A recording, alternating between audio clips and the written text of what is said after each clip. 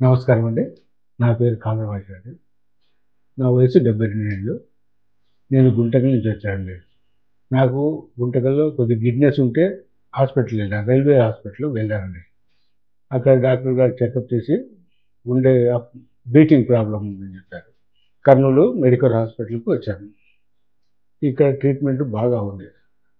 తర్వాత నేను వచ్చిన తర్వాత డాక్టర్ నా ప్రవీణ్ కుమార్ గారితో కలిసానండి. ఆయన గారు నాకంతా చెకప్ చేశారు. చెకప్ చేసిన తర్వాత ఆయన నాకు ఏం ప్రాబ్లమ్ ఉందో చెప్పారు. బ్రీతింగ్ ప్రాబ్లమ్ ఉండేది. ముందే చేపించుకుంటే బాగుండేది అని చెప్పారు నాకు.